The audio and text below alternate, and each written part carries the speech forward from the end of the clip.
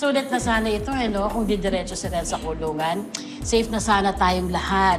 Pero ang ending, sa mental health institution pala siya dadalhin. Eh kung tutol ka, Ate Elsie, mas lalo na kami. Diba? Oo nga, ma'am. Hindi kami approve dun sa desisyon ng korte. Gusto ba awatin natin yun? Tara, game! Kaya pala pa kasi ng abogado ni Renz yung insanity plea eh. Totoo naman, meron siyang history, meron siyang record sa facility. Pwede ba mag-counter-appeal? Ano? Eh, ganun ba? Well, kung tutuusin, ganun naman talaga dapat. Para sana matuunan ng pansin. Oops! No!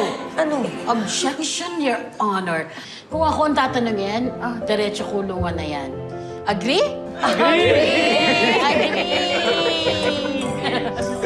Gusto mo yan ka? Magkuratin ka, no? Kape ba yung iniinom mo? Order na kayo. Order na. Order na natin Order pa tayo. pinakamahal. Oo, yung ano, yung... Ayan, o.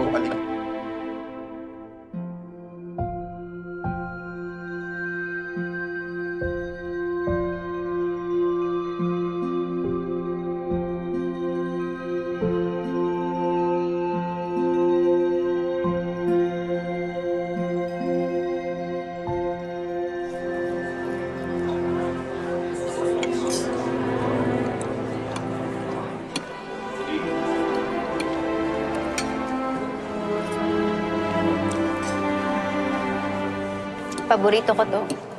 Truffle pasta. Sige lang, kain ka lang ng kain. Ano, may gusto ka pa? Yung sinerve mo nung unang gabi ko dito. Crispy Rosti! Sige, order kita.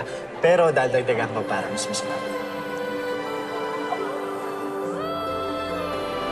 Guten Tag, Monsieur. Was möchten Sie gerne bestellen? Ein Kalbsgeschnitzeltes Hess in Sauce mit Rüsti und Burli. Sehr gerne. Danke. Tama ba yung sinabi mo? Oo! Yung favorite mo, Crispy Rosti. Pero dinagdagan ko ng 1 slice of veal with burli. Sarap yun.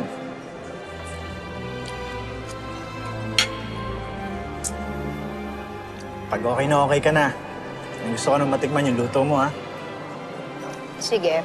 Pag napadpad ka ng Pilipinas, dayuhin mo yung Cocina Rosa. Saan yun? Sa Maynila. Executive chef ako. Ah, Hindi ka uuwi ng hindi busog. Sabi mo yan, ha? Touch move. Gagawa ko ng kasing kasarap nito. saan ko yun?